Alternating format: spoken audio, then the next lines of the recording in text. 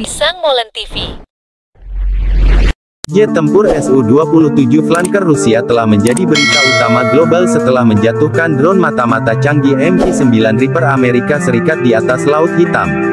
Su-27 diperkenalkan pada 1980 oleh Uni Soviet, negara pendahulu Rusia.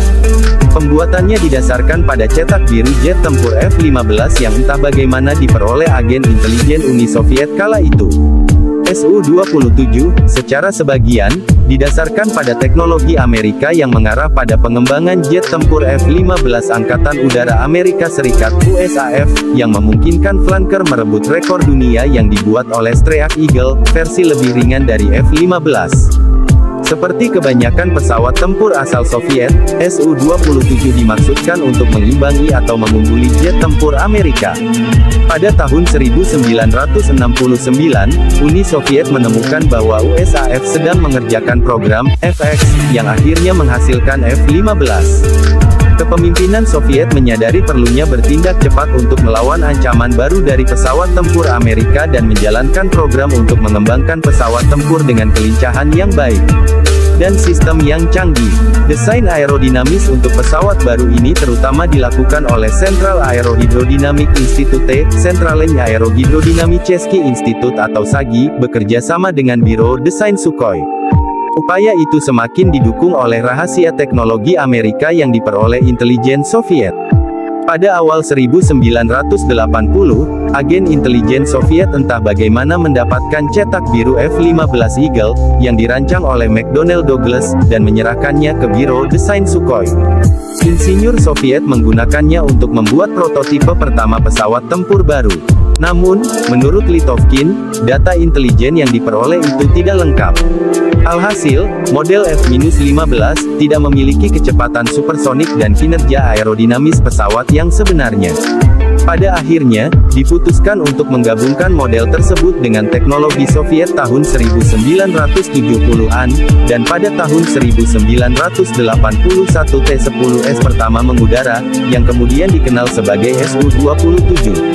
Litovkin juga mencatat bahwa semua model selanjutnya yang dirancang oleh Biro Desain Sukhoi didasarkan pada Su-27, yang mencakup semua model Sukhoi canggih yang saat ini dioperasikan oleh pasukan Dirgantara Rusia (PKS) seperti Su-30, Su-34, Su-35, Su-57, dan lainnya. Sukhoi Su-27 adalah pesawat tempur supermanuver bermesin ganda yang dirancang terutama untuk superioritas udara. Namun, varian pesawat selanjutnya dapat melakukan semua jenis operasi peperangan udara. Pesawat ini dilengkapi dengan meriam 30 mm Gryazev Sipunov Gh-30-1 dengan 150 butir amunisi dan 10 cantelan yang dirancang untuk menyebarkan berbagai rudal udara ke udara berpemandu radar, pelacak inframerah, roket darat ke udara yang tidak terarah, dan bom konvensional serta bom klaster. Pesawat tempur ini memiliki sistem pencarian dan pelacakan inframerah, pengintai laser, radar, dan penanda target yang dipasang di helm, menyediakan kemampuan deteksi, pelacakan, dan serangan. Pesawat ini juga dilengkapi dengan penanggulangan seperti penerima peringatan radar iluminasi pilot, sekam dan dispenser DC inframerah, dan jammer multimode aktif di port ujung sayap. Untuk memperpanjang kemampuan dan masa pakai Su-27 yang ada, yang telah memasuki produksi serial selama era Soviet, Rusia meluncurkan program pembaruan parubaya Su-27SM pada tahun 2003. Program upgrade dipusatkan pada upgrade sistem pengendalian tembakan. Su-27SM pertama yang di-upgrade kembali beroperasi pada akhir 2004 dan mulai dikerahkan di pangkalan udara Belbek di Crimea yang baru dianeksasi pada 2014. Selain Su-27SM yang di-upgrade, 12 pesawat yang baru dibangun juga diselesaikan dengan standar yang di-upgrade pada tahun 2009, yang dikenal sebagai pesawat Su-27SM-3, yang menampilkan sistem pengendalian tembakan yang lebih di-upgrade dan modifikasi lainnya.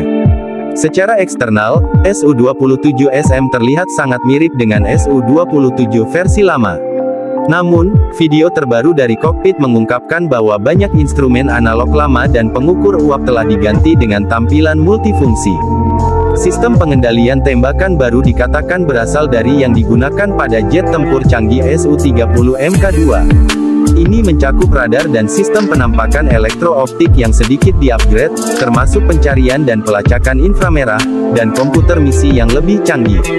Sistem yang dihasilkan memungkinkan pemetaan medan bukaan sintetik dan deteksi target permukaan maritim.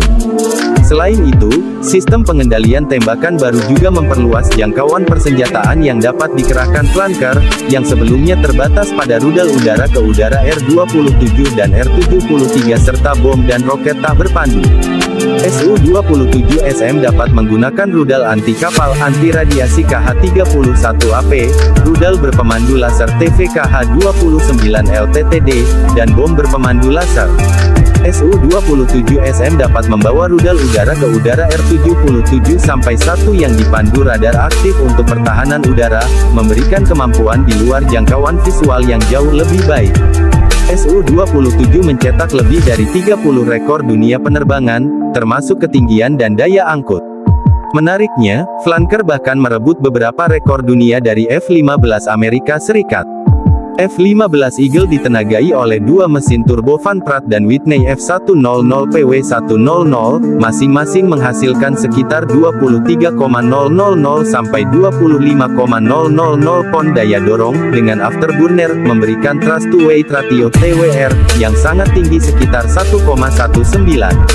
Sedangkan Su-27 memiliki TWR yang lebih besar lagi yaitu 1,23. TWR yang lebih tinggi berarti pesawat relatif ringan untuk jumlah daya dorong yang dihasilkan mesinnya.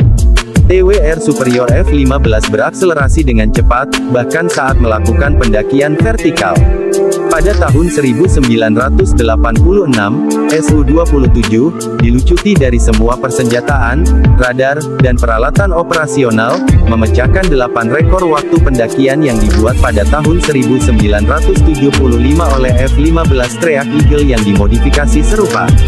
Khususnya, F-15 Streak Eagle telah mengambil rekor dunia ini dari MiG-25 Foxbat yang dirancang Soviet pada tahun 1975. Pesawat Amerika berhasil mendaki hingga 30.000 meter dalam waktu kurang dari 3,5 menit dan 3.000 meter hanya dalam 27,57 detik.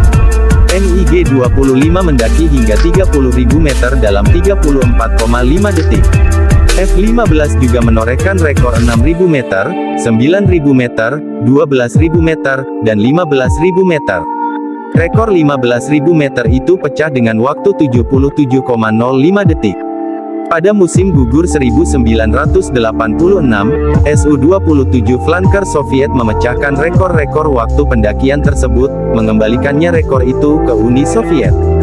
Versi sederhana dari Su-27, yang disebut Streak Flanker, mampu mendaki hingga 3.000 meter hanya dalam 15,6 detik dan 15.000 meter hanya dalam 70,329 detik, dibandingkan dengan 27,57 detik dan 77,05 detik oleh F-15.